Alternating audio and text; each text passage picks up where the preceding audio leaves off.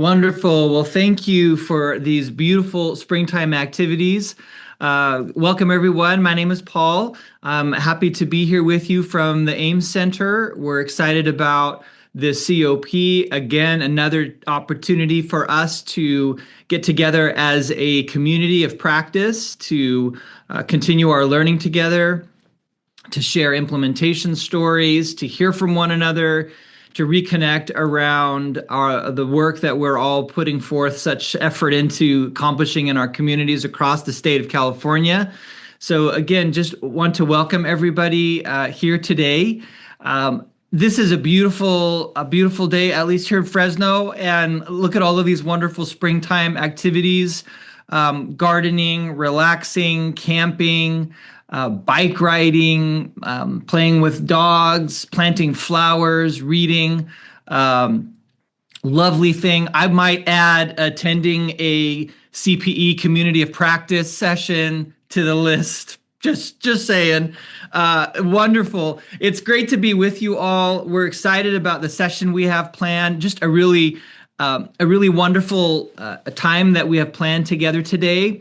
As we get started, again, we just want to welcome you, remind you that we'd love to see you and your faces. So if you'd like to and you're able to keep your video on, that's wonderful. We encourage active participation in this session. This session is for us all to collaborate, to connect, and to learn together. And as we kind of get started, I would like to pass it over to Matilda for a welcome. Matilda?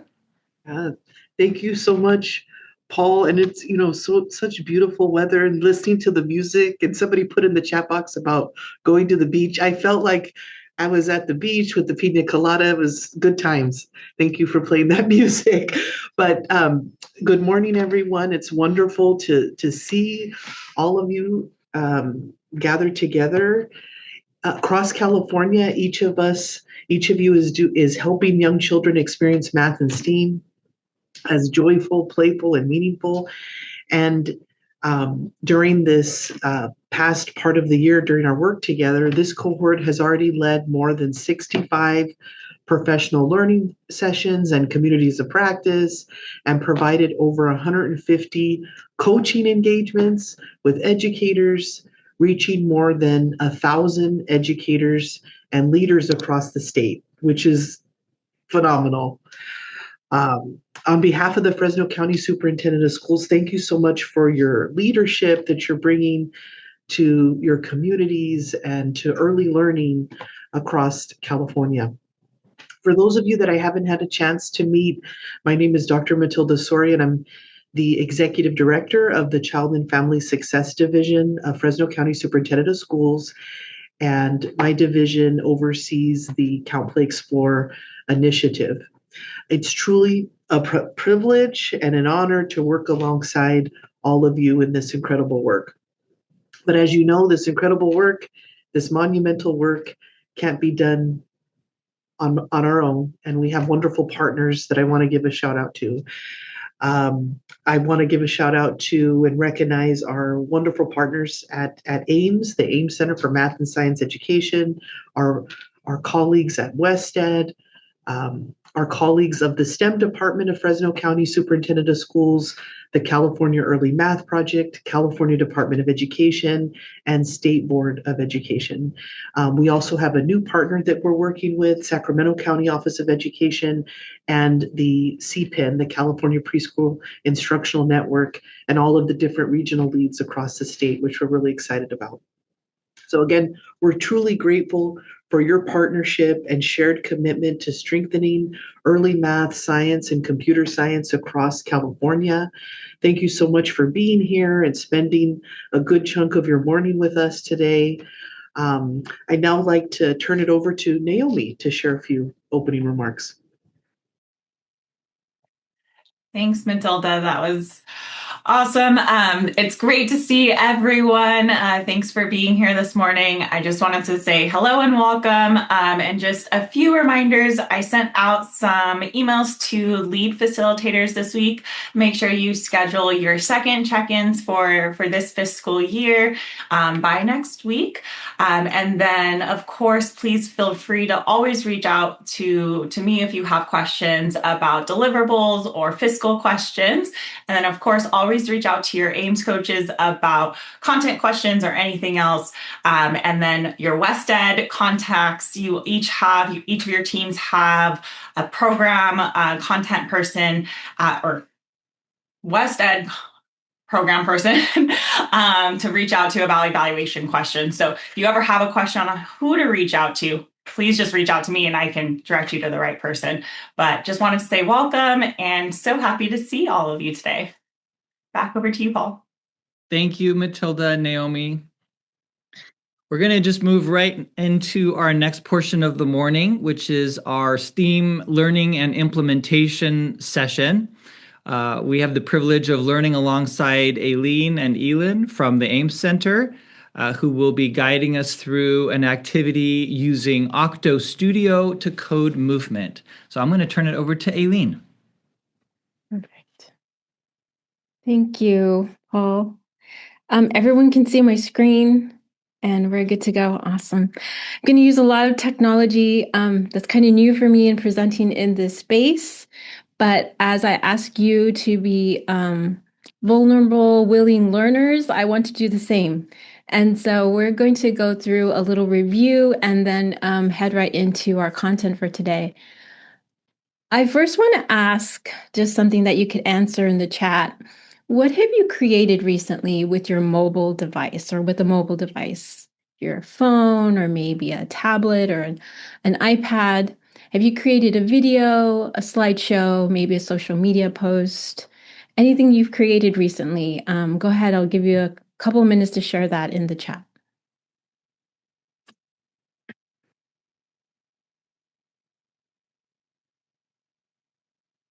Nice, we're seeing lots of posts. Flyers, invitations, some social media, photo collages, music playlist. Yeah, that's definitely something we would create. Some coding even. A reel on Instagram. So we have some social media people. Awesome.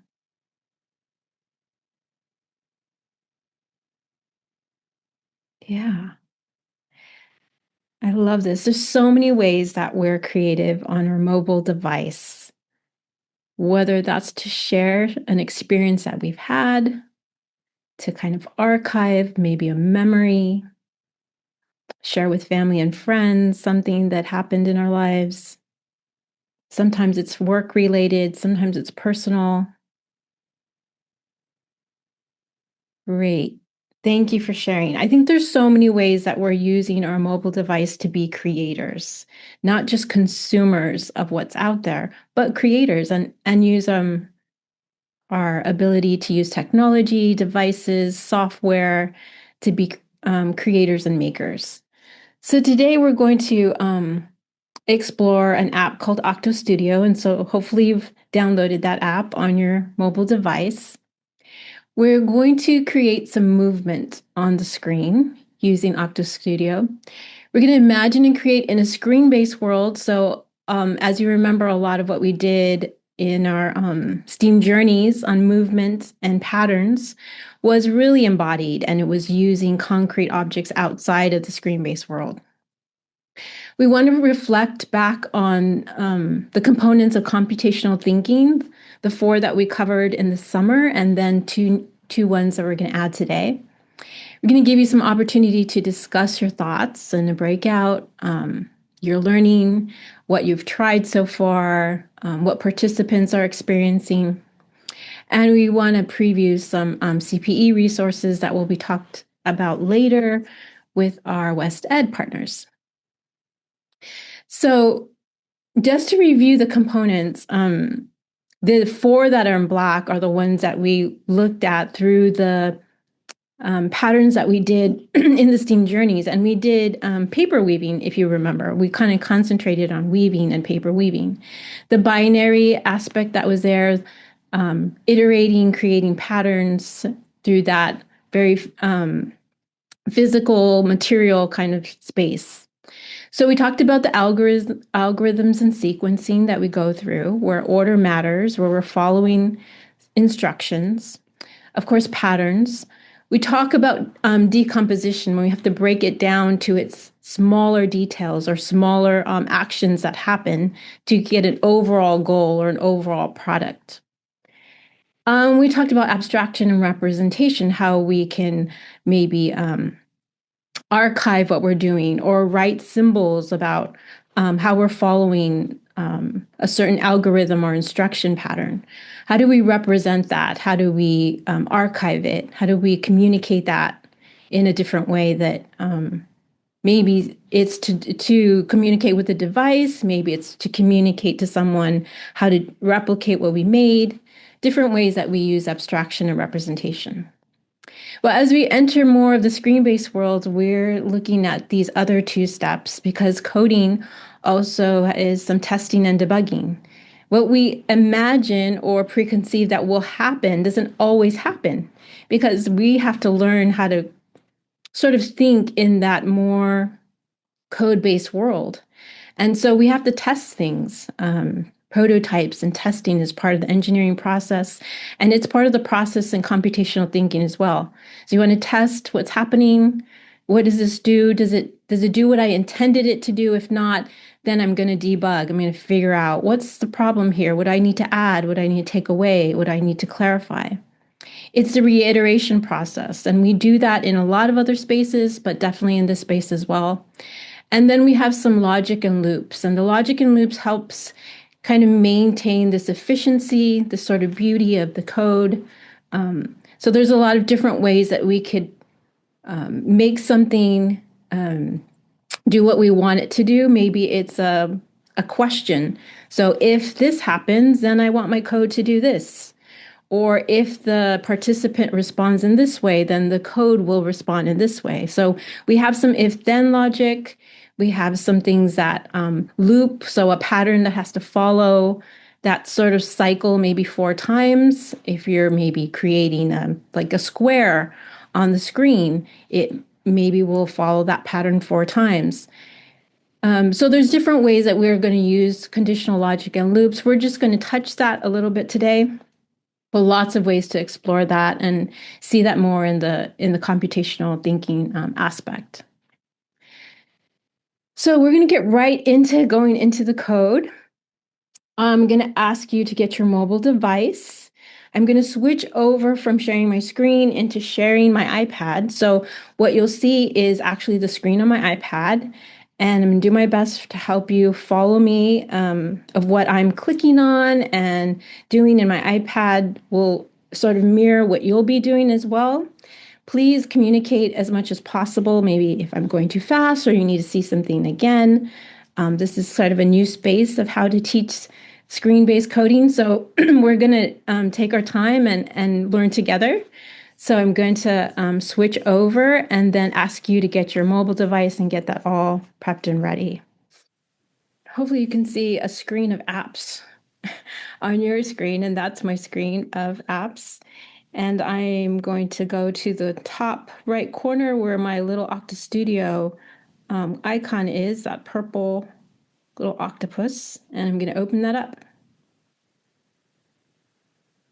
And so what you're seeing now is just the screen of my projects that I've created. Octa Studio doesn't have any sign-on or anything. It just automatically saves the project to the device that's working on that project. So it's a really nice way to not have to share any personal information. We're going to go ahead and click on the green bar that shows us how to create a new project. So we're going to go ahead and click on that. And we're going to have 2 choices here. We're going to have a choice of choosing a sprite and then choose the backdrop. So we want to click on the one that says choose a sprite. And today we're going to choose a sprite that we're going to create ourselves. So when I click on that, you'll see I have some options here. And the first option is paint. That allows the user to draw their own character that they want to move on the screen. The second one is a camera, and the next one's our photos. So I'm going to encourage you and just pause for a moment here because I want us to get something that's in our environment to be our character. So what I want to do is I'm going to click on the camera and show you first, and then give you an opportunity to go and do a little scavenger hunt of what you might want to try. And I've already kind of pre-prepped some little characters here. So you're seeing my camera, and I'm going to go here to my 3 little characters. I'm still making my choice here. But I have a little character here, Axolotl. I'm thinking about maybe using this little duck, or I thought this very appropriate Lego minifigure of a woman who's a coding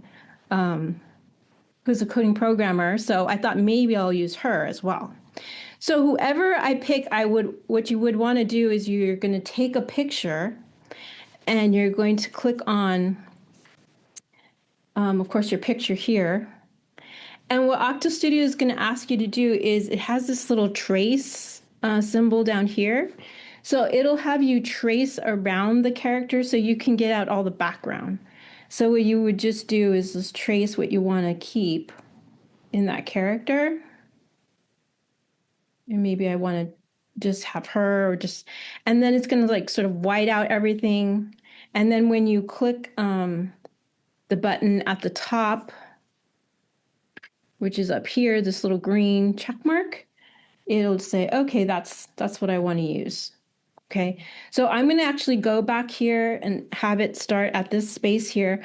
I'm going to give you, let's say 3 minutes or so, and have everyone kind of go pick a character around you. Like, what do you want to use as your character? Is there something around you that's a little toy, a little person, a little stuffed animal? It doesn't have to be small either. It could be large. We can scale down, so it could be large.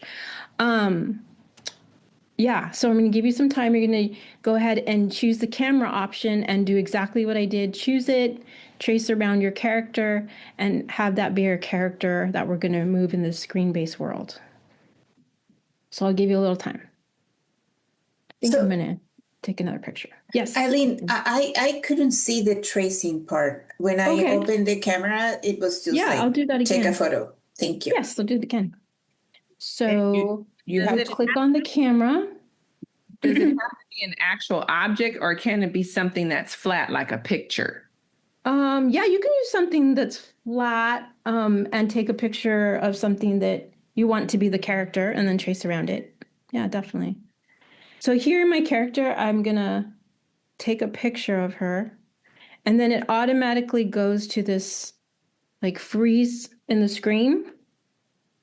And then you just want to trace with your finger, or if you have a stylus, around. Can you see the dotted lines? I don't know if you guys can see those dotted lines, but I'm tracing around the character. Yes. If I mess up, I can just undo it. Hello. Hello, hi. I'm looking for Jadir Gates. Who's calling? Yes, I hear you. So you want to trace around your character? Please mute please mute. Somebody's on. Please mute. Yeah, we'll take a look at that. Thank you. And then you'd want to click on that green check mark. When you click on the green check mark, you're not going to see your character anymore until we finish choosing the background. And that's okay. So once you're at this point and you click on your green arrow, it's going to automatically go to this screen. Okay? So give everyone a little time to do that.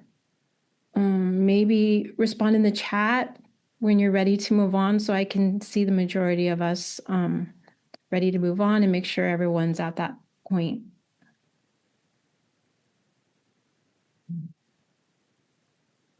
No, Elin and I did this with a room of people. It's a little easier to walk around and help people as they're, having some trouble or need some clarification.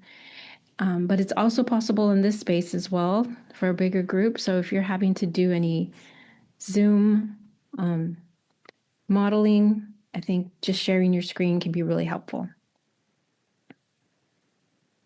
Yes, Debbie, we will provide some written instructions, definitely. Hi, Aileen. This is Eloisa here. I took my photo. Okay. And then I went to use the little drawing tool, and I don't know where it went.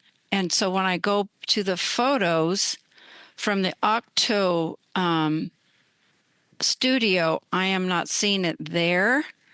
So I can't quite finish that piece. I don't know. So you didn't finish, are you saying you didn't finish tracing it? Tracing it, right. I couldn't get it to click. I don't know. You can use this arrow here, this white circle, to go back and just start over. And you can start over. Okay. It's possible that that picture is already in your photos, so you could go to the icon. Just my regular photo icon? Photo icon, and then just pick it out again. It's another way. There is a way still to alter your character after we've gone through this process. You can always go back to your character and edit it. So, yeah, it's not showing up for some reason. If it's not there, then you might want to take another picture. But if you didn't get it right, exactly perfect, it's okay. We can still edit it again. Okay, thanks. Mm-hmm.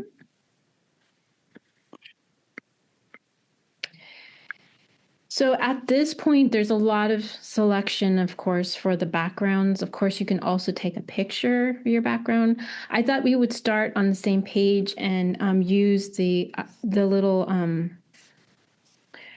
map right here with the little road, because that is already kind of giving us a way that we could follow some movement. So I'm going to go ahead and pick that one, and I encourage everyone to maybe do that one so that we could all use the same background. So it's this little one with the roads and like a pond and some green space. When you click on that for the first time, you'll see your character like I'm showing here, and you'll see it on the background.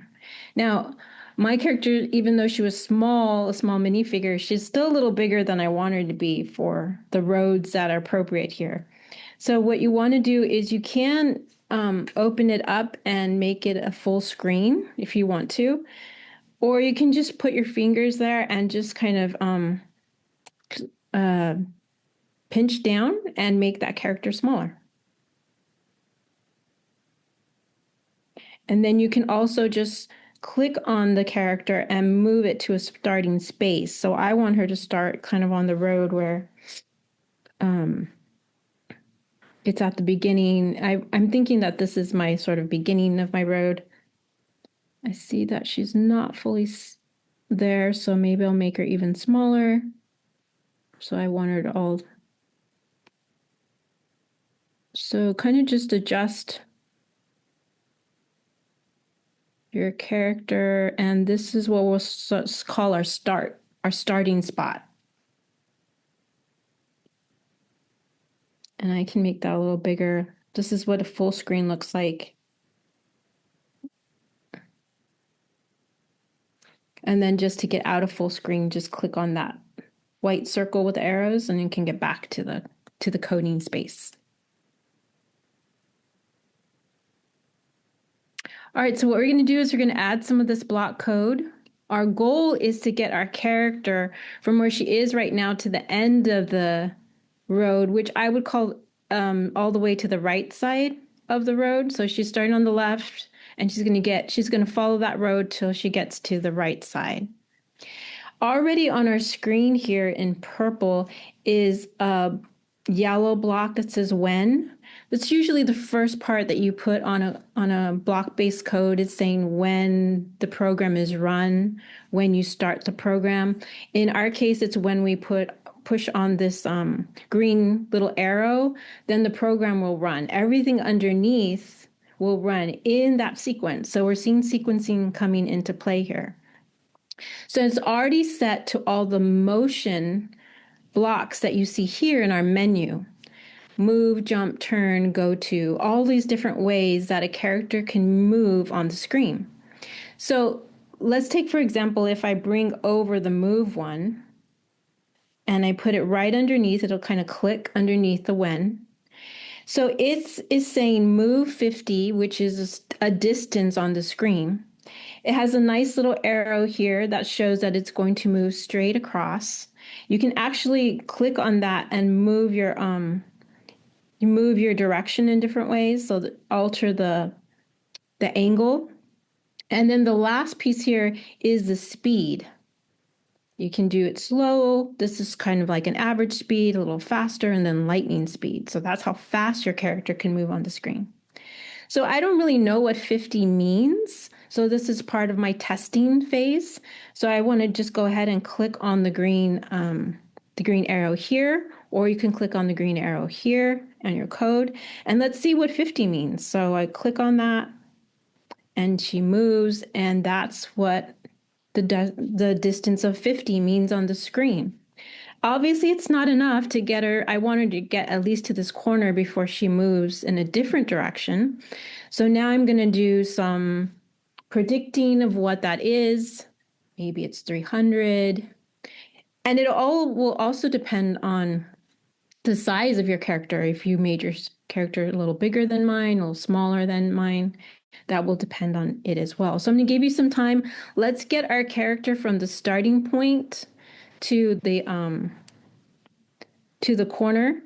And remember that also this is our starting point, and we have to restart the character at that point before we run the program.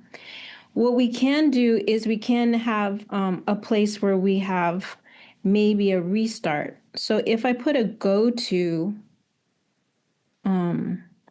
space here, and you see that I can click on that little pinpoint, this will always get her back to that starting point every time the program is run. So that helps me a lot, because then I don't have to move my character with my finger and slide her over every time. So if you can add that to your code, that will also help you just get them back to the starting point. And just alter this number, just like putting a new number. So I was going to use 300, and then play it again, see if 300 is enough. Oh, 300 is way too much, but it did get her back to this. It did get her past that. So maybe I need to change my number.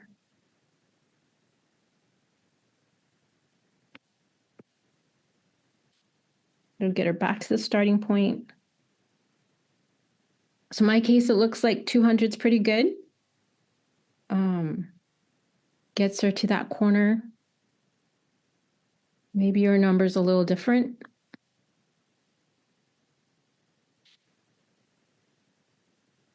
And so now in the screen, I want to get my character down to this corner of the road. There's lots of ways that we're learning how to do it. I mean, we can have her jump if you want some different kind of movement. We can also just use, again, the move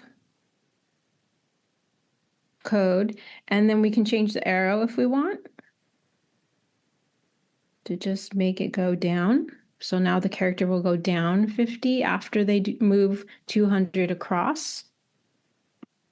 Not sure if 50 is enough or too much, so I do my testing again and I run the program. It was a little short, so I want to guess about how much more I want to add there. Maybe 65.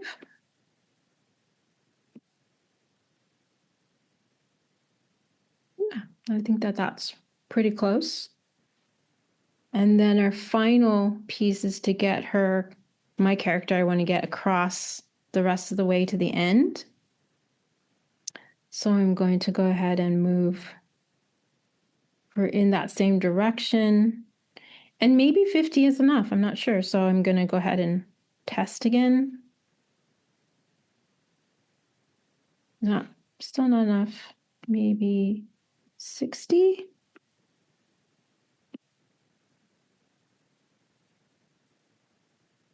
Oh, it's a little short. You see that this is a lot of testing and debugging, a lot of just going back and trying it over and over again and fixing it. And it is sort of this self-regulated space where we're seeing what feedback we're getting from our program that alters our own response to it over time. Oops, sorry. All right, so now that we have our character in that space, I'm going to give you a little time to try to get your character across in a different way. So what you want to do is you want to go back to these yellow blocks, which is our sort of like how to start. You're going to move over a when block, just like I did, and then go back to the movement piece, and you're going to add blocks under our new sort of movement area here. So you'll have two ways to get your character from the start to our finish. This new way is a new way that you're going to code. I use 3 movement blocks. Maybe you did something different than I did. You can use the turn. You can use maybe some jumps. There's also a forward one. So I want you to just experiment with some more of those blocks, and I'll give you a little time to do that. And when you test your code this time, make sure you don't hit this one that's under the picture here. Make sure you hit the one that's above your code that you're doing, because then it'll just run that one. If you hit the other one, it'll run both of them, one after another. So you want to just run this one, then just hit the code, hit this icon here, and then it'll just run that one code. So give everybody some time. If you have any questions, go ahead and put them in the chat, and I'll be watching that and give you a little time to work.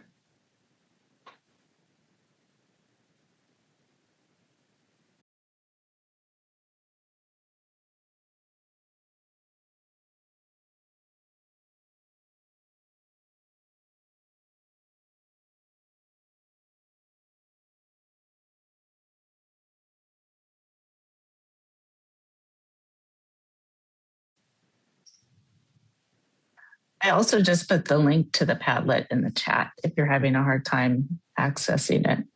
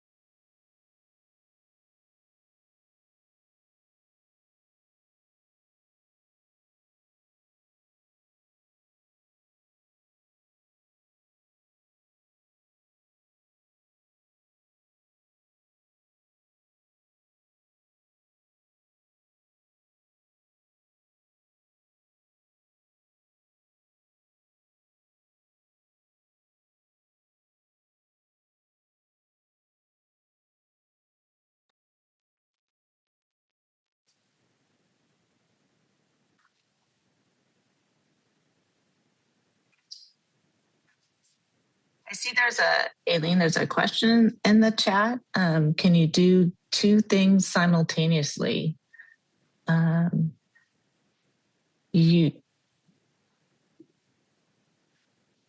So you can have 2 different sprites on your on your project and code them to do different things when you press play. For one sprite, like for Aileen's sprite, I think it will only run the program that she clicks under that sprite, correct?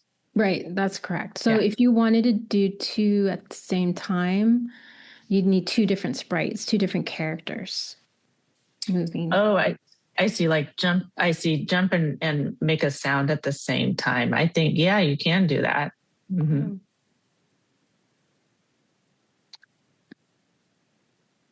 Oh, to have them overlap. Maybe the sound one would, let's see what the sound one would let us do. Guess it depends on how long it plays the sound. So if I wanted to add a sound here.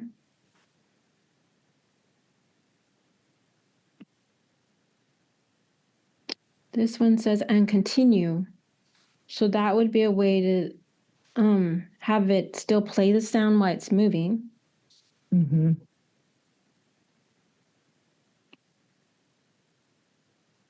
We're already getting into the sound. That's great.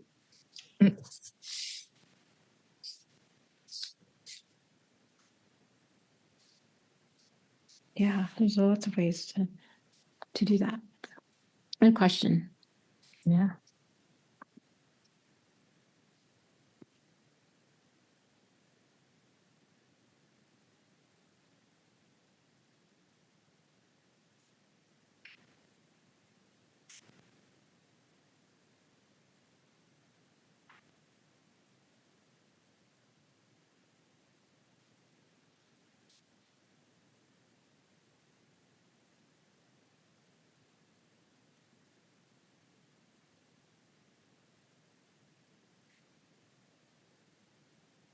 All right, so let's see. How are we doing? Are we?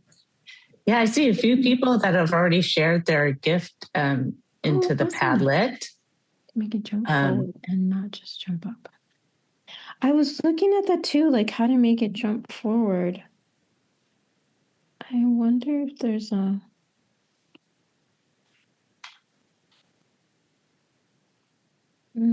I don't see that there's a way to like do both of those. You could have it move forward and then jump and then move forward and jump. Yeah, but it is jumping just directly vertically.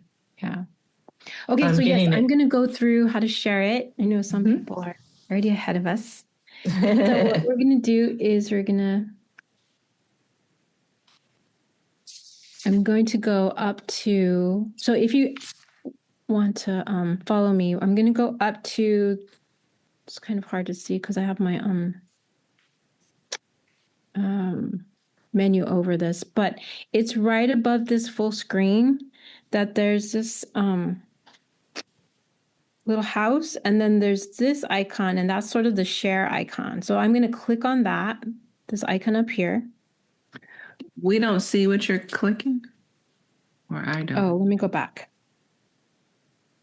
It's right up at the top left corner. There's like a little house. Okay. And there's an icon next to it with the arrow coming out of like a little box. I'm clicking on the arrow one. When I click on that, you should see this screen. And what we're going to do is you're going to make a GIF of it. So short animated loop from our project. So I'm going to click on that bar. So we don't see we just hear you. We don't see what you're doing. So click the middle one that says make a gift. Yes, the middle one. So I'm clicking on this middle one right here. And then you're going to click on where it says start recording. And it'll record the movement of your thing. Now, if you have both of them on there, it's going to do both of them simultaneously. So that's what you just saw me do. So if you have one movement that you especially like better than the other, probably want to go there first and then take one out and keep one. So I want to keep this one, but not this one. So what I do is I just move this one to the left and it'll disappear. Because remember, it's going to do both of them when we click on the run button. So now we'll go back and I'll do the share again. And now when it makes the GIF, it'll start recording with just one of the programs and not both. And that'll take it from the start to the finish, like this one's doing. Now, as you're seeing the recording happen, if that's what you want to save, then what you do is you're going to click on Save to Photos at the bottom there.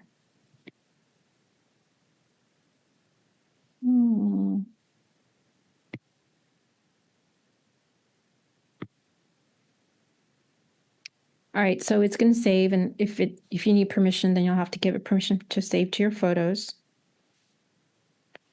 And then that's the GIF that you can share on the Padlet. I already have our Padlet up on my screen, so I can come here. And you'll see a lot of people sharing the GIFs. Yay, this is amazing. But at the top here, you'll see it says share a GIF of your code and this purple button. And that's where you would click on, and then you would add a post to share your own. When you add your post, you want to go to, I think you want to go to this yellow one, if it's in your photo library. Oh, no, not yellow one. Here it is. You want to go to the purple one and you click on your photo library. It'll give you a preview of what it looks like before you share it. Takes a little while to upload, but you can publish it then, and it will add it to this library.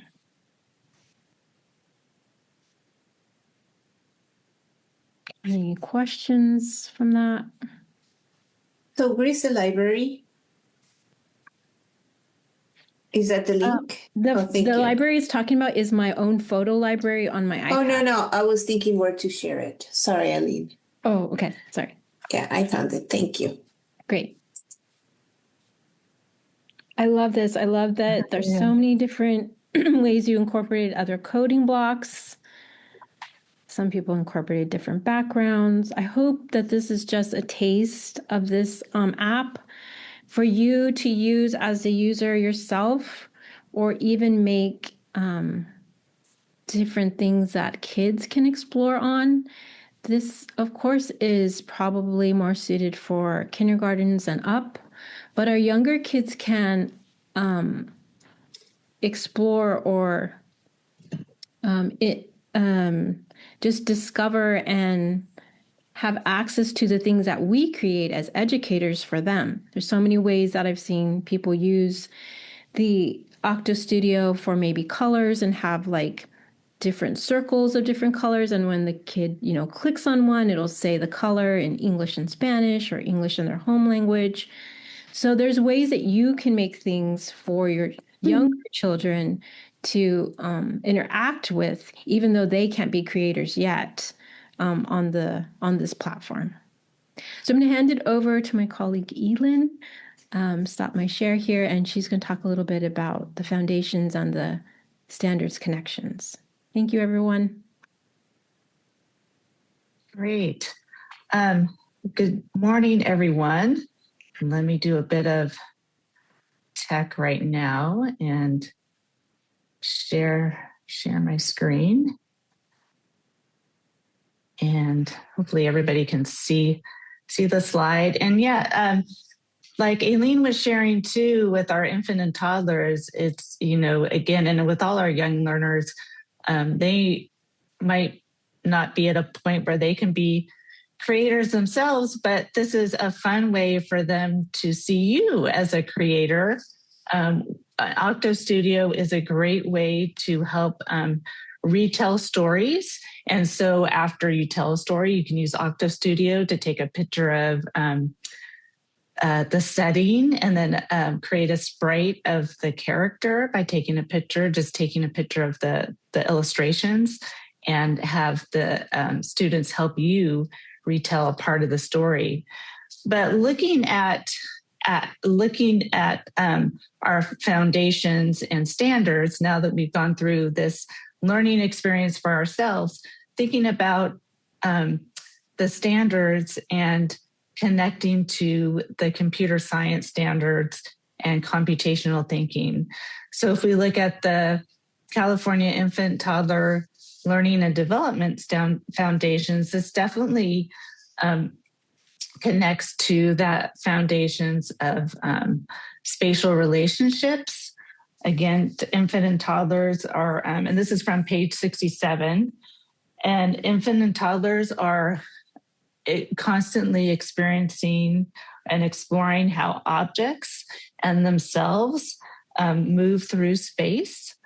And so a lot of doing trial and error, again, thinking about where they are in relationships to objects.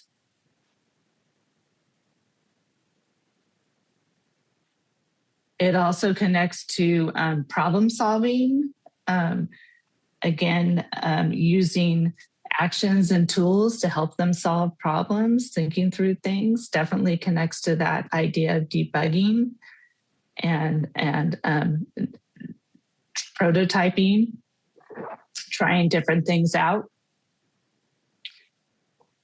And when we think about our K3 learners, there's connections to the math area of operations and algebraic thinking, especially this learning progression of identify, create, and reason with patterns.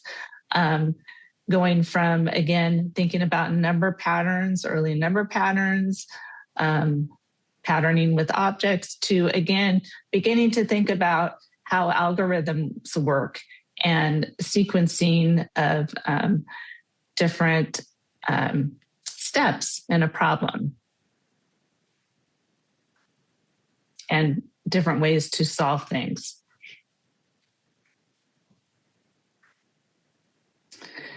And then we'd also like to share the computer science and standards for public schools, and these are our California standards for computational thinking.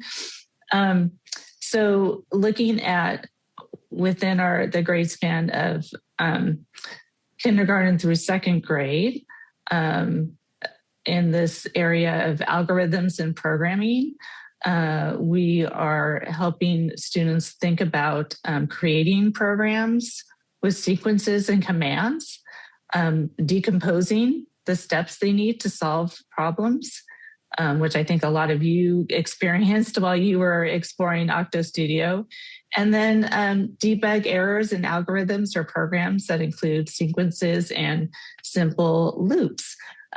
So again, that decomposing and debugging are connected together. With the Octo Studio, you have the opportunity to pull apart steps, blocks, and then run them one by one, and then sequence them together to see how they run. So a lot of connections to these computer science standards that we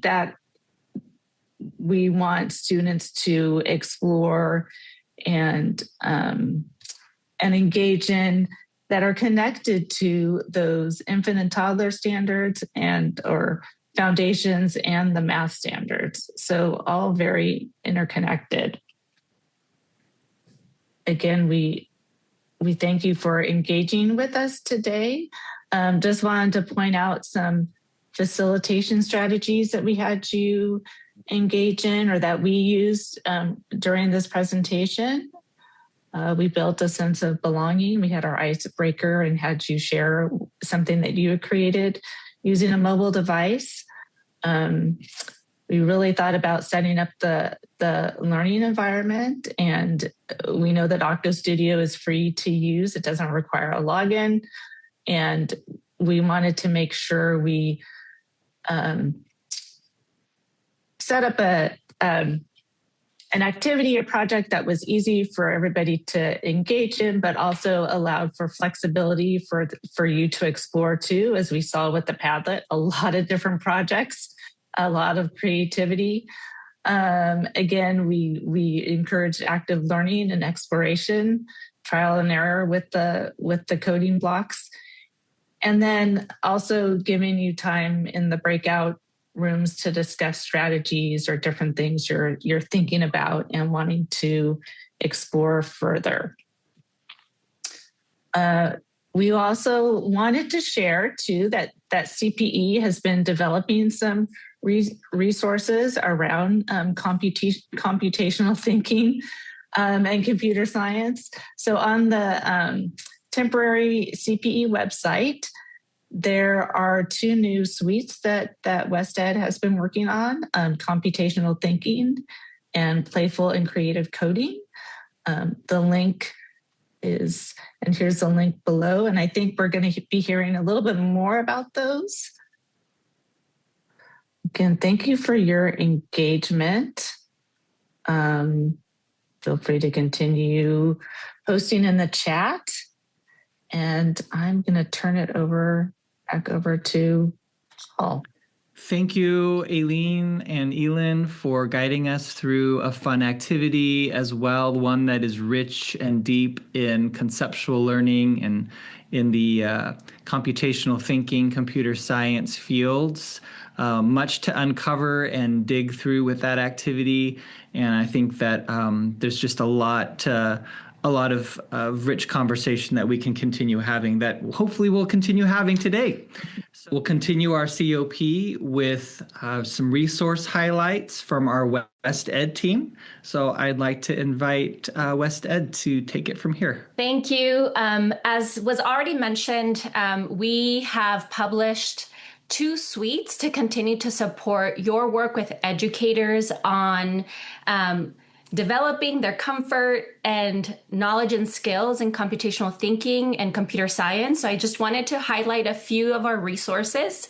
As a reminder, these resources are still under development, but complete enough for you to take, adapt, and use with your educators. And if you ever do that with some of our materials on the temporary website, we always welcome your feedback about what worked and what suggestions you might have for these resources to work even better for educators. So I wanted to highlight in the temporary website, you will scroll down to the facilitator resources section, and then we'll click on each of the titles and you will be taken to this suite of resources that include slides, a facilitator guide, some teaching practices, at times a research brief like here on the computational thinking suite, and videos that you can share with educators. I'll click back, and then there's the playful and creative coding suite that again includes slides and facilitator guide, activities for adults, which include some activities of using coding tools that are different from the ones that you use today, but that you can complement with what you experience today, and also explore these other resources and tools. Again, teaching practices and videos. So I gave you a view of how they exist on the temporary website, but I wanted to have some more sharing, and I'm going to have to stop so I can also share my sound.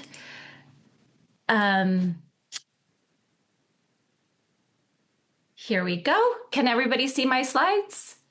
Great. Can you now see the full slide? Yeah, that's perfect. So just to go back, in case that was hard to read, the Computational Thinking Suite covers how children develop computational thinking skills in both unplugged situations without the use of technology, but also plugged learning experiences with the use of technology, such as a programmable robot or a screen-based application like the one that you tried out today. I heard in our breakout rooms how excited you were to try it on your own, to try it with educators. And so these tools are ones that you can incorporate into this suite for educators to practice with, and then think about how they might use them with their own students. Earlier, we talked about 6 key computational thinking skills. And so this suite dives deeper into each of them, how educators can observe them, again, in everyday routines and learning experiences, and also how they can be supported through technology. So in the suite, there's an introduction to this key computational thinking skills. There's a jigsaw activity and reflection where educators really dive deeper into their understanding of each of these skills, and then learn some suggestions and approaches to supporting children's development in each of these computational thinking skills. Educators will identify teaching practices and even start to plan how they might integrate computational thinking into play and everyday learning experiences. A couple of resource highlights that we want to call your attention to. There is a research brief that is included in this suite that goes deeper into the research and science behind the importance of computational thinking in computer science in early childhood, and how it can be supported in early childhood and early elementary classrooms. So this type of research brief is excellent for educators, but also great to share with administrators and those who are supporting the time and resources available to pay attention to computational thinking and computer science in your settings. There's also a handout that is available within the suite that covers each of the computational thinking skills with examples from everyday life. Then the next suite on playful and creative coding really focuses on how children develop an understanding of computational thinking skills through playful computer science experiences and the ways that educators can support them in the computational thinking and computer science learning. So there's many types of resources also in this suite, activities for adults, as I already mentioned, that include embodied movement as well as working with a physical tool or screen-based tool to practice creative coding. There's an exploration of strategies to support children's computer science learning and the benefits of this computer science exposure.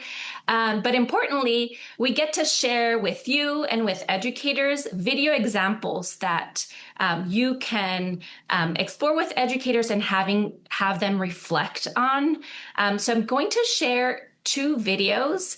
One is in a setting of 3 to 5-year-olds.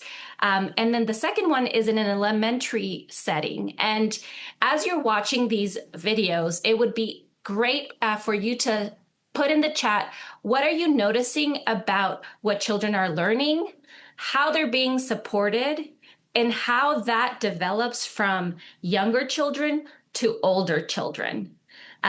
So we are going to have a little watch party.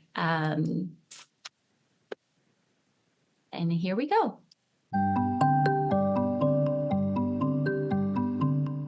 Computer science is embedded in our everyday practice with every study. For example, if we go to block area, we take Dash in a device.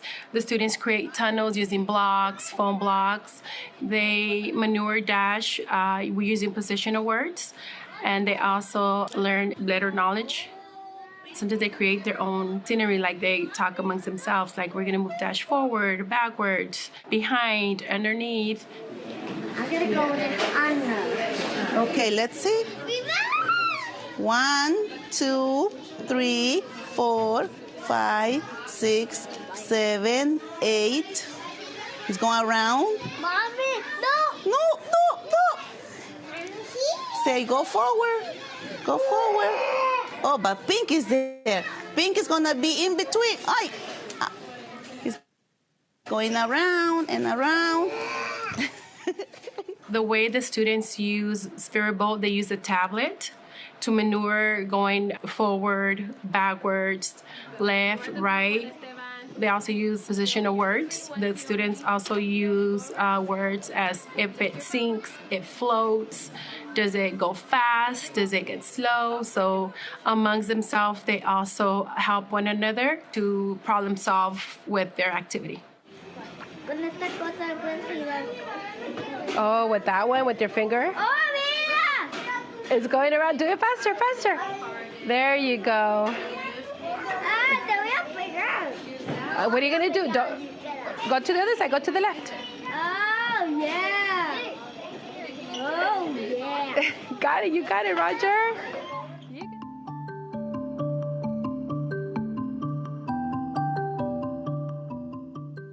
So before we move to the next video, I'm going to give everyone just some time to think about that video and what you observed. What were the children learning? How were they being supported? And we'll see in the next video how that changes for older children.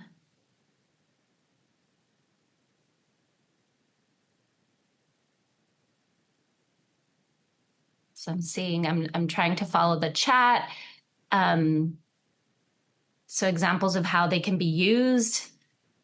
A helpful tip that Dash can be used in several different modes: remote, path drawing, and coding.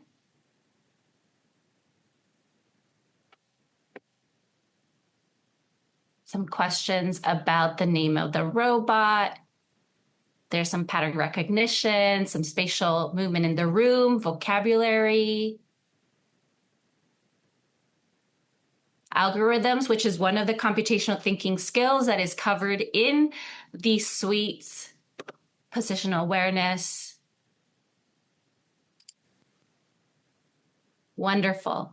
So keep reflecting on this first video, but now we're going to see how these skills can develop over time and see what an example in a third grade, how an example in a third grade classroom looks, and how children can be using similar skills, but now maybe in more complex ways. And here we go.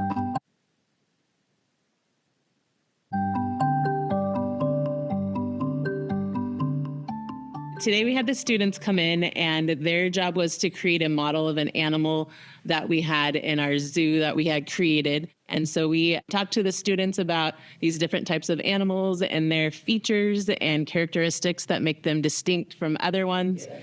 What do we know about an alligator? Yes. An alligator can swim underwater. It can swim, okay, yes. They move pretty slow. Okay, maybe they move a little bit slow. Yeah, they're very dangerous. Yeah, they have some pretty sharp teeth too, huh? So they used different materials, construction paper, some used popsicle sticks to create these animals and their special characteristics and features. We used those animals that they made with the cups to sit on top of our Sphero so that when they coded to the zoo, their animal would go to the right spot in our zoo that we had on the floor. Let's see if it's going on. Right there. Perfect. Perfect. On our angle, that's just Oh, that's a little too much seconds. And the angle, the degree, it's not right. 1 at a time. So let's do. It's okay if you have them on the screen, they just can't be connected because then they're going to. You can do this. So let's just work on 1 at a time. There it goes. I think the direction went off, but don't change the direction. Let's go back to 5.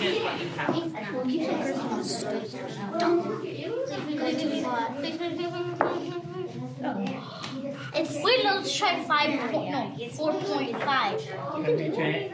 Yeah. It's going good. It's going like that.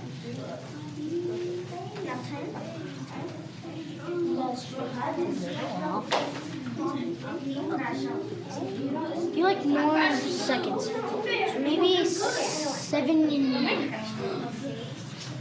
Stop right there. That's great. You have 1, 2, 3 blocks done already. Do you want to make any adjustments to that one? Yeah. This experience covered a lot of different components of STEAM. We had the science of like learning about the animals and talking about them. We had our technology with our spheros. We had our arts creating those animals. And with the math, it talks about the time so they can make those adjustments with time. Also, the direction is done in angles. They can see that it's 90 degrees or back the other way was 180 degrees. So I think this lesson really helped integrate a lot of the parts of STEAM. Yay!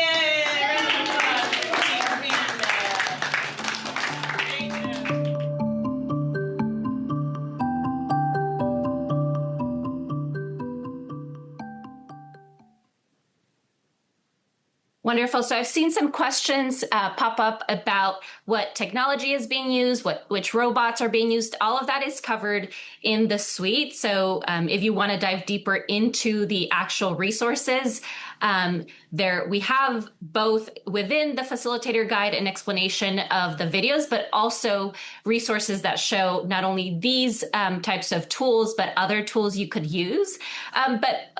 Please go ahead and put in the chat any other observations about this second video, how it compares to the first one in terms of the development of children's skills and knowledge around computer science, and also how they are being supported to use this technology.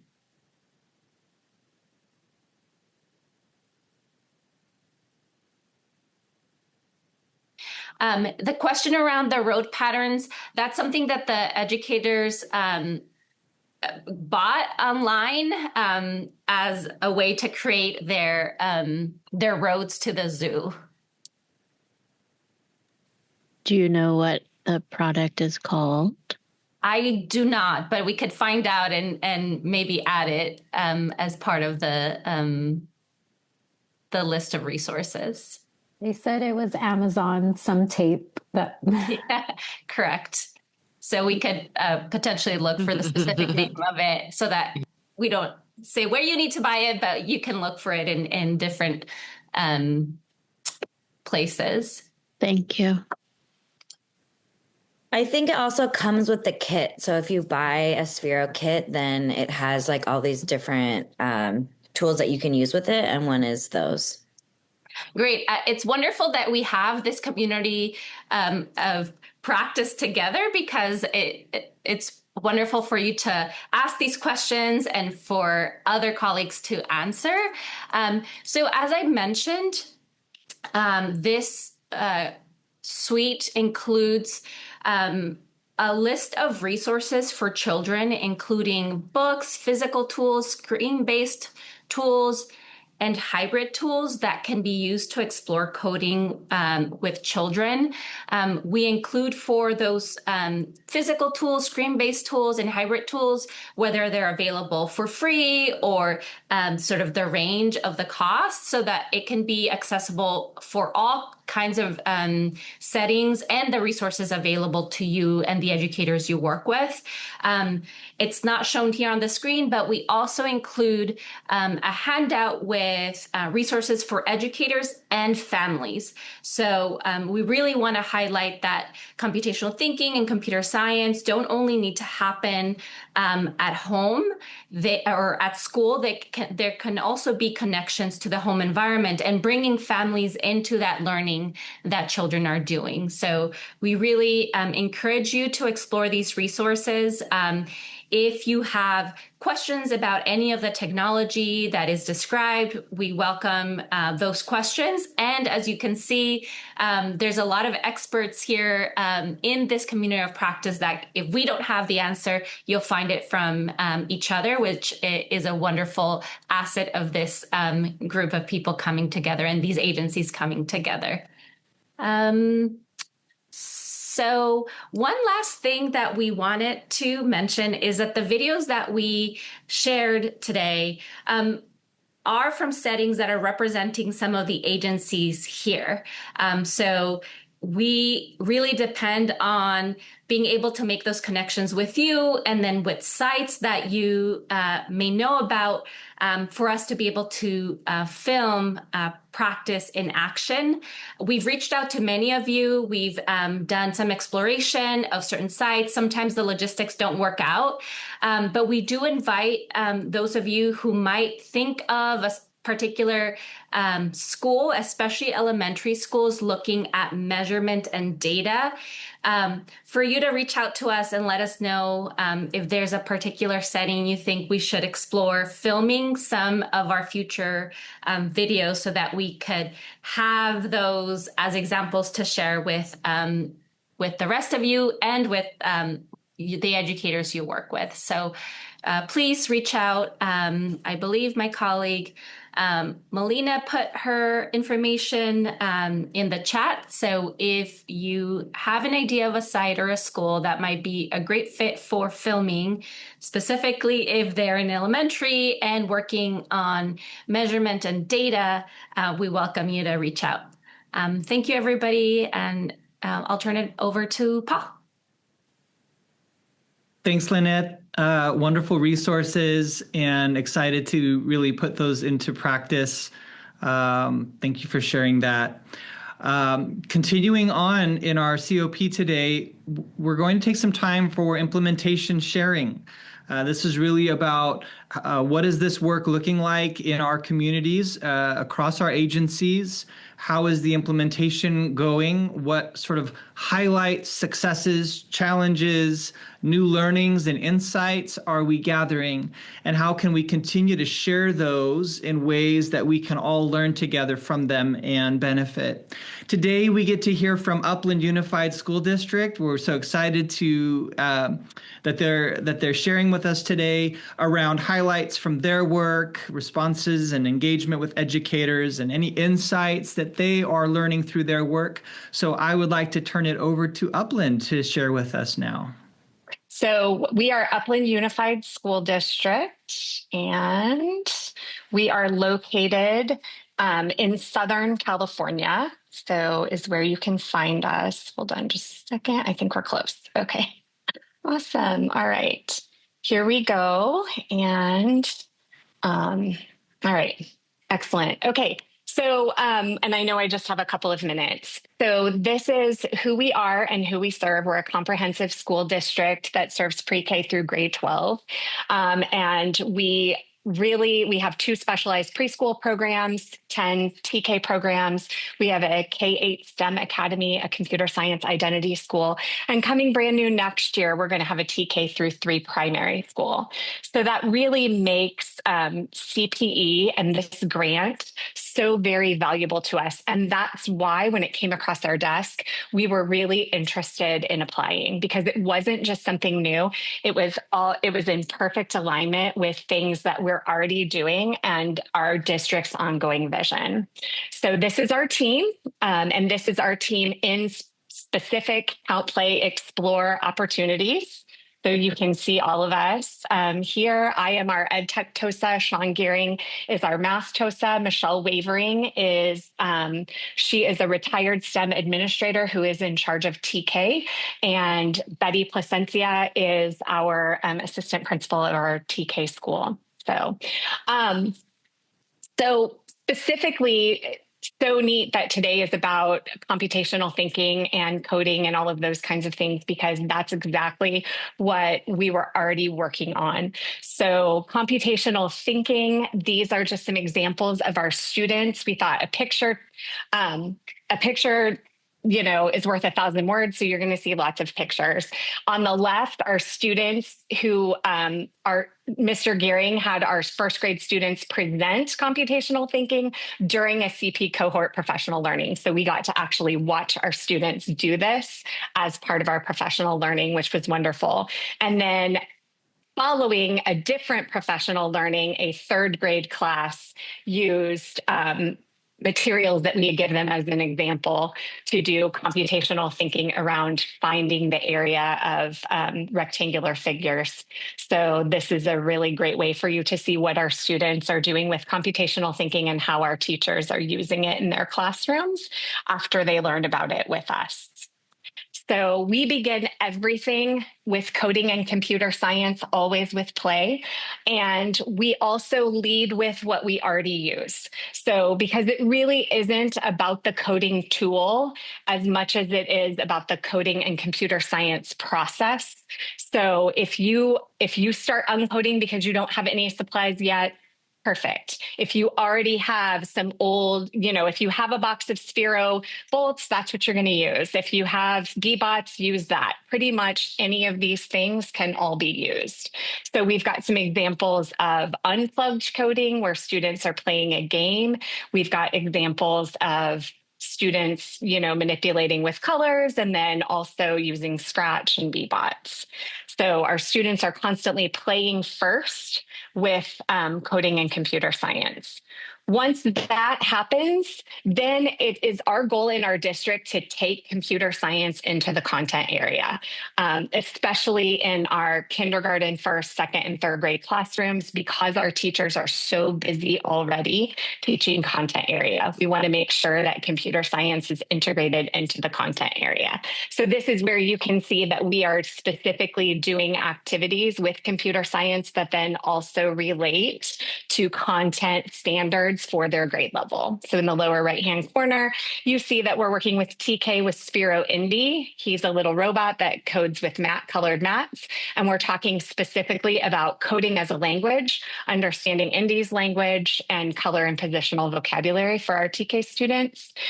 We use that same technology in first grade, but now we're talking about simple algorithms, and we're using Indy to help us read CVCE words.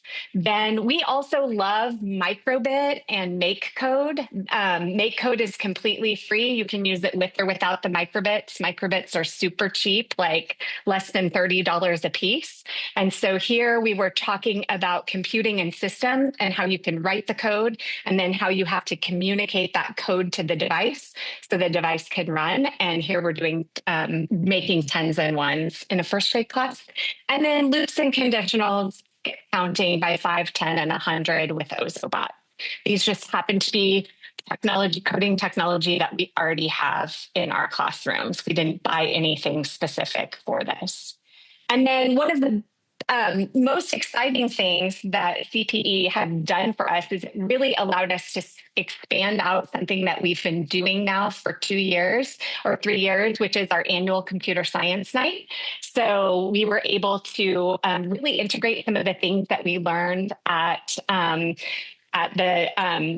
the Count Play Explore experience in Fresno last year and incorporate those into and some of the resources into our Count Play Explore night. So you'll see in the upper left-hand corner, and that's actually a snapshot from a video, you'll see that there's a mother and her daughter, and they're working on the weaving activity. And in the video, she's speaking to her daughter in whatever language they speak. So they're having a conversation and doing this in their own language.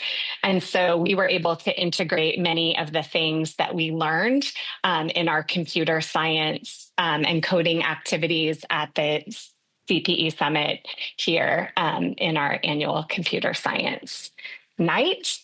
And then if you have any questions for us about how we're doing this or what we're using or how we're integrating things into our classroom, we'd love to hear from you. So you can email any one of us at any time. Casey, thank you so much for sharing. Very inspirational, the ways that you're using all of these different tools and strategies and approaches. One thing that stands out is your comment about using what you already have. And I wonder if you could just say a little bit more about kind of how do you encourage others to do that while also maybe exploring new tools or things that like you had recommended the microbit, which is a wonderful tool, very flexible and also inexpensive. So how do you sort of what recommendations do you have for balancing using tools you have but also exploring new ones? That's a really great question. When we started on this journey, I started really just by doing a Google search. What are unplugged coding activities? What are free or inexpensive items that I can use for my students? We had particular classroom teachers who were also interested in coding, and they used things like donors choose, to try to get certain items for their classroom. We were fortunate enough in that our district had a few older pieces of technology that we already had. Like we had boxes of, I can't even remember what it's called, but the Bolt before Sphero, or the Sphero before Bolt. And so I found those in a warehouse and reached out to our to a Bolt representative, or to a Sphero representative, who said, "Oh, by the way, you can trade those in on a new box and get a little bit of a discount." So if you find some old, if as you're cleaning things out, or teachers are getting rid of things and they say, "Hey, we've got this and it's old," it's always worth checking out with the company, what they'll do in terms of a buyback. Lots of things can be coded on devices like Scratch Junior, Octo Studio, but our kids are also on technology a lot. So I'm really pushing the unplugged part of coding as well. I know that, the technology is shiny and fun, but it's also really, really, you can take any board game and turn that into a coding activity where students are going to create directions, mapping, all kinds of things. So, full disclosure, also, I meant to say this from the very beginning, I did use Google Gemini to help me beautify my slides. So I just feel like I need to tell you that I used a little AI for that. Thank you for the full transparency and for using technology in creative ways. Just one final question. It seemed like, even from some of your pictures and stories, that the computer science, the playful coding activities that you shared created opportunities for family engagement. The example you shared about with the mother and the daughter, do you see that in the work? Do you see there being these sort of opportunities for co-play as family members are also kind of interested in learning and engaging in the use of the unplugged and plugged activities? We really do. Coding seems to be one of those things that as adults, we're all a little scared of. So it's really, really great but it's also something that I think our families really know our students need to know how to do. So it's a great high entry interest point when you say that you're going to have a family engagement night around coding. So we do this family engagement night that we've done for 3 years, and it goes all the way from, preschool up through. We walk those students onto our CTE part of the CTE campus at our high school, so they can see where this is going, what they might be able to do with some of this someday when they even get to high school. And it was magical to watch families spend an hour to an hour and a half working with their students. We had one student and her mom, and they sat and tried to figure out how to code this little frog to touch every number in numerical order. And they probably tried 6 or 8 times, and a student directed the whole thing, and the child would not leave until it was done. And it was just such an amazing thing to watch. Well, you're really citing some of the benefits of computer science, playful coding that extend beyond, I think, as we've had conversations today, extend beyond just coding, that the idea that they can build perseverance or persistence in problem solving, critical thinking. Even in some of the videos that Lynette shared, some of us highlighted the communication, the language development that's happening. So there's so many of these sort of peripheral skill building kinds of things that are happening through these activities, particularly when there's just so much interest and buy-in right off the bat. Wow. Well, thank you again, Casey and team, for your hard work, for sharing this. It's very inspirational, and we appreciate your work and learning from and with you. We hope that you had some meaningful conversations in your breakout groups, both in thinking about the work that you've done this past year, the work that you're continuing to do. We heard about events in March and April, very exciting work, and then thinking about moving forward into the next bit of work and considering how to use these resources around computational thinking, playful coding in your work.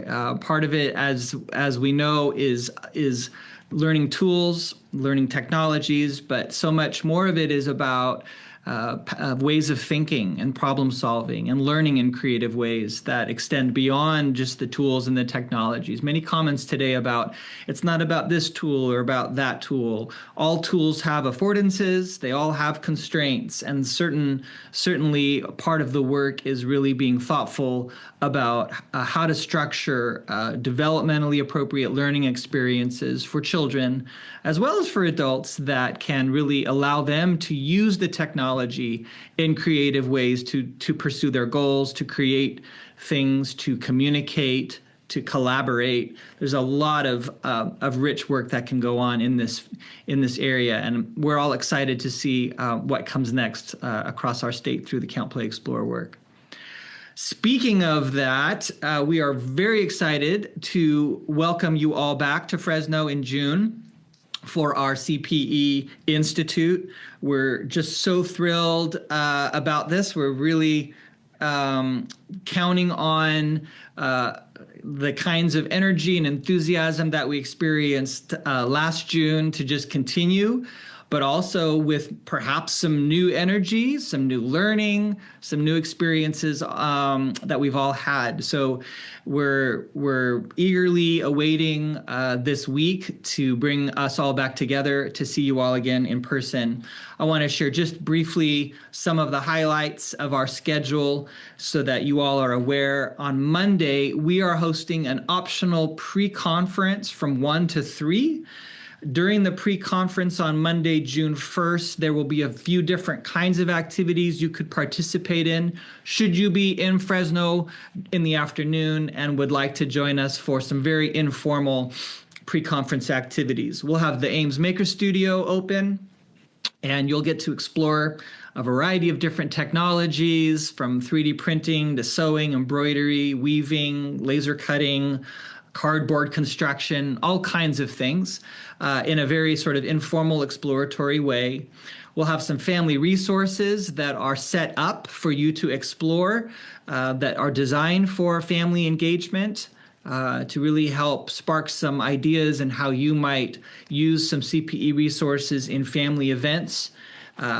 We'll have some work around thinking about sustainability with CPE and working with administrative teams, really trying to support the administrative teams to understand and sustain Count, Play, Explore work. And there will also just be some informal opportunity to meet up with colleagues early and reconnect and share ideas. Our check-in and reception will be from 3 to 4. Our opening session will begin at 4, and then we will host you all for a dinner in the evening. On the second and third day, on Tuesday and Wednesday, we're excited to dig into our deeper learning together. We'll have opening sessions in the morning, and then our content sessions in the late morning and early afternoon. Those will be by choice. So we will have those sessions posted before the Institute so that you can build your schedule around topics that are of interest to you and your team and resources that you think will really propel you forward in your work. So those will be by choice. You'll be able to choose which you'd like to attend during those sessions. And then on Thursday, we will conclude at 1:15. And so we'll have lunch with ice cream following, as we did last year.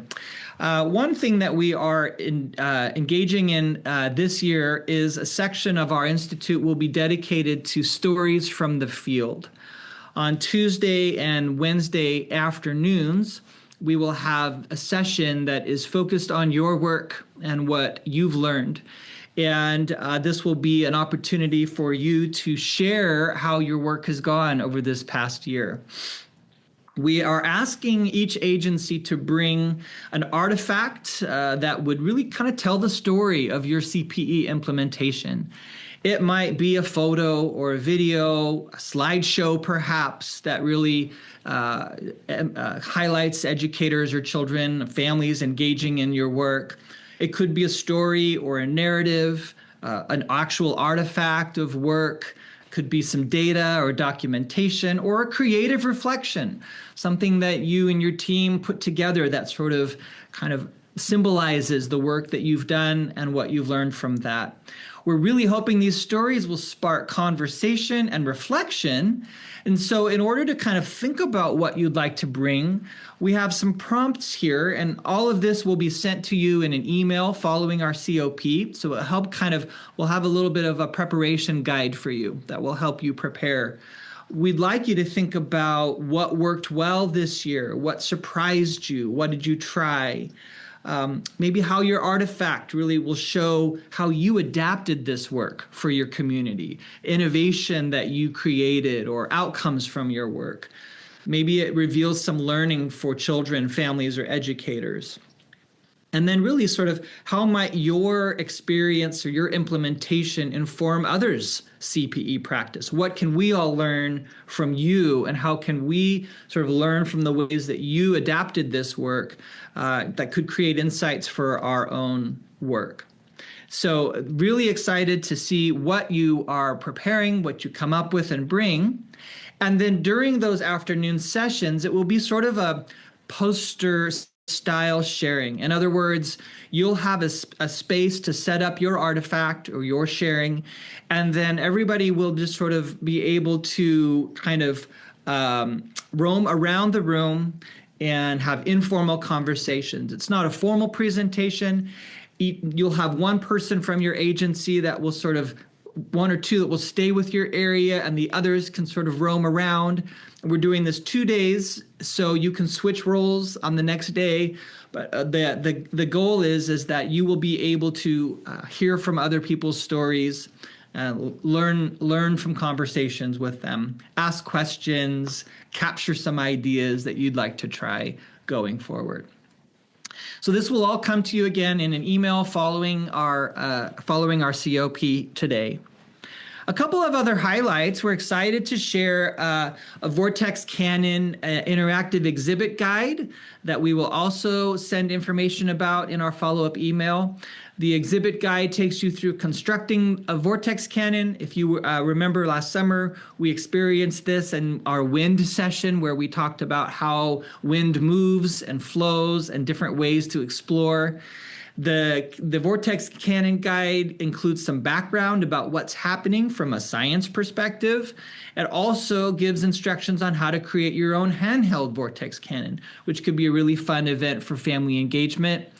We are hosting a virtual build session. So if you would like to build one and you kind of want to use it, you watch cooking shows, maybe you've watched home building shows, or maybe you are just an avid YouTube tutorial fan, we're going to try to do something similar where we take an hour, and from start to finish in that hour, we build a Vortex Cannon. And you can gather materials ahead of time and build along with us. If you can't make it to this session, it's going to be on April 9. We will record it and make that video available to you following so that you can build a Vortex Cannon at your own pace if you're interested. I also want to highlight our Padlet, our Community Conversations Padlet. Thank you to those of you who've been posting questions and insights and pictures and celebrations from your work. This is a place for all of us to interact. It's a place for us to share ideas, concerns, requests for resources or support. So if you have anything that you'd like to post on the Padlet or even just respond to others' posts, we welcome your participation in that as well. I want to pause too. I want to check in with our West Ed partners. Are there any evaluation reminders or any kind of last comments that West Ed team would like to make? Okay. So we just have a few quick updates and reminders. So first, thank you to everyone who has been submitting your implementation logs. I know everyone has different comfort levels with Excel, so we really appreciate all of your willingness and effort in completing your logs.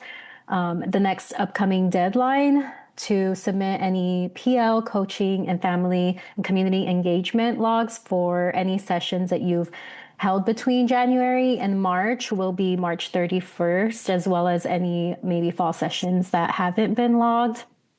And of course, feel free to contact any of the WestEd team members that have been in contact with you with any direct questions or issues that you might be having. And also, it was great to see many of you at the office hours that we recently hosted.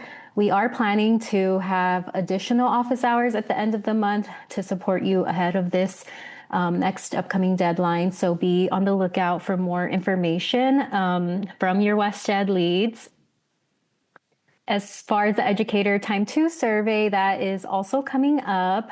We are planning to administer these in waves in April, May, and June. And so be on the lookout for that. And just when you are when you are conducting your PL, your last PLs and coaching sessions or any communication that you have with educators, we just ask that you give them a heads up that they will be receiving this end of year survey in their email inbox around that time. Also, for the Facilitator Time 2 survey that we will ask you all to complete, you can expect these to come to your inbox later in April.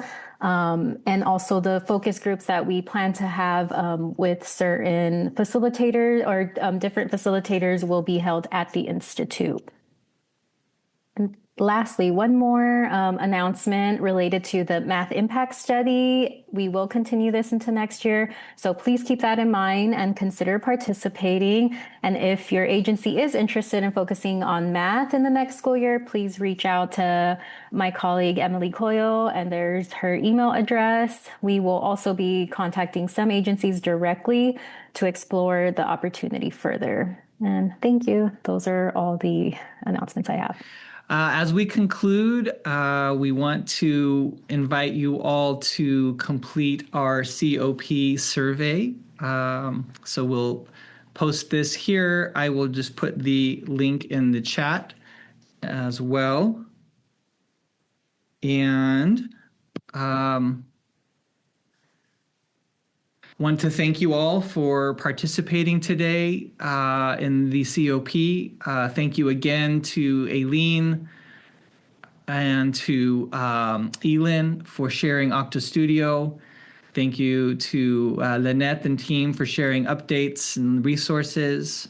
Thank you to our Upland colleagues as well for sharing from your implementation work as well. This is a collaborative effort, and we thank you for everyone's participation. We look forward to seeing you in June. So again, please provide some feedback. We want to continue to learn how to really structure these COPs so that they are supportive of your implementation in Count, Play, Explore, and good opportunities for us to reconnect around this work. So thank you again, everybody. I hope that you get back to some of those lovely spring activities that you posted as we started today, and we'll see you in person in June. More information to come via email.